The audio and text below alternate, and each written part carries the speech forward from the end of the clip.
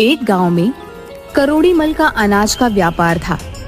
वह गांव के किसानों से अनाज लेकर महंगे दामों में शहर में बेचता था। मेरे सिवा किसी को अनाज बेचने की सोचना भी मत। मैं ही तुम सबका भला करूंगा। आप तो अन्नदाता हैं सेठ जी, हम गरीब कहाँ जाएंगे। धीरे धीरे सेठ ने सबकी जमीन भी हथिया ली। इस काम में करोड़ी मल की सहायता उनका मुंह लगा नौकर भोंदू करता था, जो कम अक्ल तो था लेकिन गांव के लोगों को अपने मालिक के बल पर बड़ा परेशान किया करता था। अरे भोंदू, तू बचपन में पेड़ से गिर गया था ना, ऐसी चोट लगी कि तेरे बाबा का हार्ट फेल हो गया। मुझे क्या पता मालिक, आपने ही मुझे पाला है। मेरे माँ बाप भगवान सब आप ही हैं। इसीलिए तेरी मूर्खताओं के बाद भी तुझे नहीं निकालता। पर अब सावधान हो जा। अरे मालिक, आपके लिए जान भी दे दूंगा।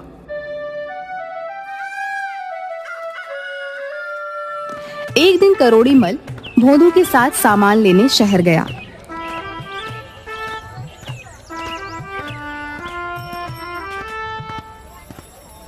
क्यों रे भोंदू, शाम हो गई है, हम लोग कहीं रास्ता भटक तो नहीं गए? ये सड़क कहाँ जाती है? सड़क कहीं नहीं जाती।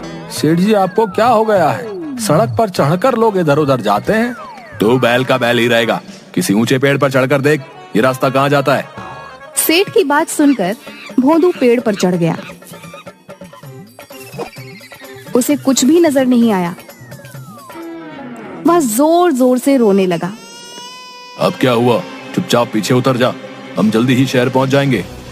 अरे मालिक, मुझे पेड़ से उतरना नहीं आता। मुझे बचा लो वरना मैं मर जाऊंगा मालिक। हे भगवान, अंधेरा गहराता जा रहा है। तू जल्दी से नीचे आ वरना डाकू आ जाएंगे और हमारा सारा सामान लूटा जाएगा। अरे सेठ जी, डाकुओं को आ जाने दीजिए, तो वही मुझे उतार पाएंगे। आप अपने सामान के लिए क्या मेरी जान की बाजी लगा देंगे? गोलू की बातें सुनकर करोड़ी मल सर पकड़कर बैठ गए। कुछ देर बाद सचमुच वहां से डाकू गुजरे।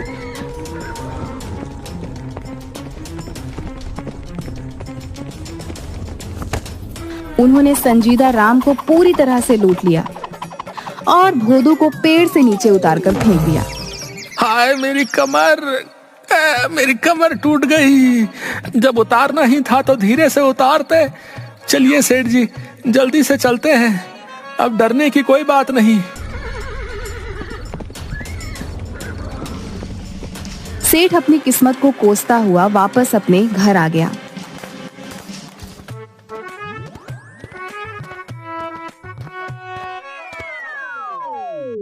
आज के बाद जब मैं सामान खरीदने जाऊंगा तो तू मेरे साथ नहीं जाएगा। रात को सेठ के बेटे को बाथरूम जाना था। अरे ओ भोंदू, जरा सुरेश को संडास तो ले जा। अरे क्या करना है उसे? उसे लघु शंका करनी है। ना, मुझे विश्वास नहीं। अगर उसने कुछ और भी कर दिया तो मेरी जिम्मेदारी नहीं। आज्ञा से ज्यादा या कम कुछ नहीं करने दूंगा। हाँ। हे भगवान, तू रहने ही दे, मैं ही ले जाऊंगा। कुछ दिनों बाद सेठ वापस शहर सामान खरीदने के लिए गए तो सेठ की दुकान पर एक साधु आया। मुझे भूख लगी है, मुझे भोजन कराओ, भगवान तुम्हारा भला करेगा। वाह वाह वाह, बड़ा आया भोजन करने वाला। मांग तो ऐसे रहा है जैसे तेरी अम्मा यहाँ खाना बना कर रखती है। चल भाग यहाँ से। भगवान के भक्तों के साथ ऐसा व्यवहार अच्छा नहीं है। तुझे इसका फल मिलेगा। अरे जा जा, फल मिलेगा, फल मिलेगा, फल मिलेगा तो खा लूंगा। तू अपना काम कर। भोंदू इसी तरह का व्यवहार सबके साथ करता था और सेठ का मुंह लगा नौकर होने के कारण वो पूरा फायदा उठाता था। एक दिन करोड़ी मल अपनी जमीनों की लिखा पढ़ी कर रहे थे कि उनका चश्मा गंदा हो गया। उन्होंने भोंदू को बुलाया। अरे ओ भोंदू, जरा ये मेरा चश्मा तो साफ कर दे, कुछ भी नजर नहीं आ रहा है। अभी लो मालिक। ऐसा चमका दूंगा कि मुझ पर नाज करोगे। मालिक को खुश करने के लिए कमअक्ल भोंदू सोचने लगता है कि क्या किया जाए। तभी उसे पास में रहने वाली घुमरी की आवाज सुनाई देती है। देख सुगनिया, मेरा बर्तन कितना चमक रहा है। कुछ भी चमकाना हो तो चूल्हे की राख से सूखा ही रगड़ देना चाहिए। अरे बस इतनी सी बात है, आज मालिक से इनाम लेके रहूंगा। वह चूल्हे की राख से रगड़ रगड़ कर चश्मा साफ कर देता है, जिसके कारण चश्मे के शीशों पर खरोच पड़ जाती है। अरे कमबख्त, ये क्या कर दिया मेरे चश्मे का तूने? इसी समय तू यहाँ से निकल जा। हे भगवान, अब मैं हिसाब किताब कैसे करूं? सेठ जी गुस्से में आकर भोदू को नौकरी से निकाल देता है। बहुत जगह नौकरी ढूंढता है, लेकिन उसकी नौकरी कहीं भी नहीं लगती। उसके व्यवहार के कारण और कम बुद्धि के कारण कोई भी उसे रखना नहीं चाहता। नौकरी तो मिलने से रही, मेरे लिए यही अच्छा है कि मैं अपना काम करूं। आज से मैं जंगल में जाकर लकड़ियां काट लूंगा। ना कोई मालिक है, ना नौकर, ना कोई डांटना फटकार। आराम से जीवन बिता लूंगा। जिंदगी में कभी भी मेहनत से काम ना करने के कारण वह किसी तरह पेड़ पर तो चढ़ गया, लेकिन कुल्हाड़ी से लकड़ियां काटने में उसकी जान निकलने लगी। लेकिन वह थोड़ी बहुत लकड़ियां काट कर ले आया और उन्हें बेचकर एक दिन का खाना बना लिया। अगले दिन वह फिर लकड़ियां काटने चला। मुझसे ज्यादा लकड़ियां तो काटी नहीं जाती हैं। ऐसा करता हूँ, पेड़ की सबसे मोटी डाल पर बैठ जाता हूँ, उसी को काट दूंगा। भले ही एक टहनी काटूं, कम से कम ज्यादा लकड़ी तो मिलेगी। वह जिस डाल पर बैठा है उसी डाल को काटने लगता है। तभी वहाँ से एक साधु गुजरता है और उसे इस तरह से डाल काटते हुए देखकर जोर से चिल्लाता है। अरे मूर्ख, पागल तो नहीं हो गया है? जिस डाल पर बैठा है उसी को काट रहा है। मरना चाहता है क्या? अभी नीचे गिरेगा। साधु की बात पूरी होने से पहले डाल टूट जाती है और भोदू सूखे पत्तों के ढेर पर गिर जाता है और मन ही मन सोचने लगता है, लगता है ये साधु बड़ा ही चमत्कारी है। इसे सब कुछ पहले से पता है।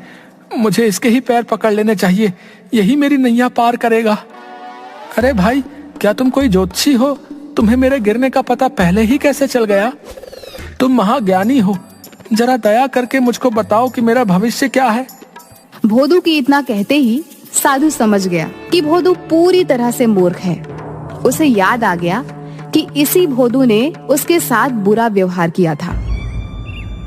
वाह प्रभु, आपने इसको सबक सिखाने के लिए मुझे अवसर दे दिया। बिल्कुल सही समझे। मुझे वर्तमान भविष्य सभी का ज्ञान है बच्चा। मेरी दिव्य दृष्टि बताती है कि तुम्हारी मौत तुम्हारा पीछा कर रही है। महाराज, ये आप क्या कह रहे हैं? मुझे कोई तो उपाय बताइए। बिना दान के ज्ञान नहीं दे सकता हूं। तुम मुझे पैसे दो, मैं तुम्हें भविष्य का ज्ञान दूंगा।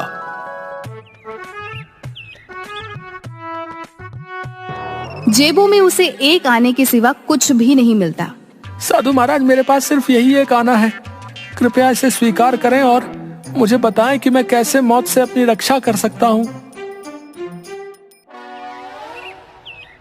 साधु ने मन ही मन हंसते हुए उसके एक आने को अपने जेब में रखा और बोला, ये काला धागा अपने पैर में बांध लो। याद रखना, जब तक ये धागा तुम्हारे पैर में बंधा रहेगा तुम जीवित रहोगे, और जैसे ही ये धागा टूट गया तुम मर जाओगे। धर्मराज हाथ पकड़कर ले जाएंगे।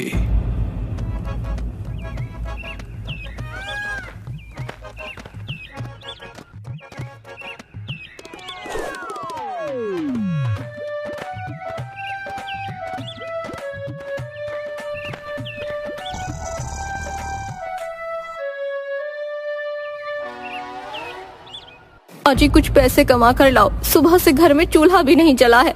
क्या हम लोगों को भूखा मारोगे? अरे भाग्यवान, मेरे पास ज्यादा समय नहीं है। मैं बिस्तर से उठा और मेरे पैर का धागा टूटा तो तू विधवा हो जाएगी। क्या बकवास कर रहे हो? धागा टूटने से भला कोई मरता भी है? अरे आज मैं एक ऐसे महाराज से मिला था जिसे भूत भविष्य सबका पता था। उन्होंने कह दिया तो ये होना निश्चित है। भोदू की पत्नी जानती थी कि भोदू के दिमाग में जो आ गया उसको हटाना नामुमकिन है। मजबूरी में वह खुद ही काम करने सेठ करोड़ीमल के घर गई।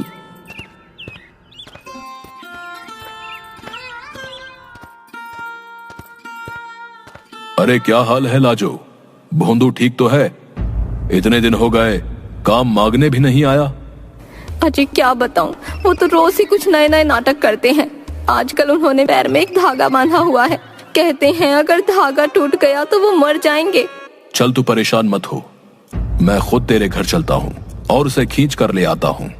उस मूर्ख को मेरे सिवा कोई नहीं उठा सकता। करोड़ी मल भोंदू के घर पहुंचते हैं। घर में रोना धोना लगा होता है। आइए आइए सेठ साहब, देखिए ना, भोंदू कह रहा है कि वो मर गया है। मैं बर्बाद हो गई, भरी जवानी में मर गया रे। हाय दैया, आप मर गए, अब क्रियाकर्म के पैसे कहाँ से आएंगे? ये क्या बकवास है? चुप रहो तुम। ये सब कैसे हो सकता है? वो तो मेरे सामने ही बैठा हुआ है। अरे भोंदू, तू क्या कर रहा है? सेठ साहब, जंगल में मैं एक बहुत बड़े साधु से मिला था। उसने मुझे पहले ही बता दिया था कि अगर ये काला धागा टूट गया तो मैं मर जाऊंगा। देखो ना, काला धागा टूट गया है। अब धर्मराज हाथ पकड़ कर ले जाएंगे। अरे पागल, जबकि सबके सामने जिंदा बैठा है तो मर कैसे गया? किसी ने तुझे बेवकूफ बनाया है। अब चल और काम कर। मैंने दूसरा चश्मा खरीद लिया है, चल अब उसको चमका दे। ये क्या कह रहे हैं मालिक? हम तो बाबा पर बहुत विश्वास करते हैं। मर गए तो मर गए, अब तो बस मेरे क्रियाकर्म का इंतजाम करिए। बाबा ने कहा था मरने पर धर्मराज हाथ पकड़ कर ले जाएंगे। अरे मरने के बाद तो धर्मराज के कोड़े खाने होंगे। दूसरा, ये सब तुझे जला भी देंगे। जिंदा रहेगा तो मेरे साथ हवेली पर ऐश करेगा। पर धागा तो टूट गया है। रहेगा मूर्ख का मूर्ख। अरे जब तक यमराज लेने आए कुछ और बांध ले, उन्हें कैसे पता चलेगा? अरे ये देख, अपनी कजरी के गले में पड़ी काली रस्सी धागे से ज्यादा मोटी है। पर वो हमारी कजरी को ले गए तो?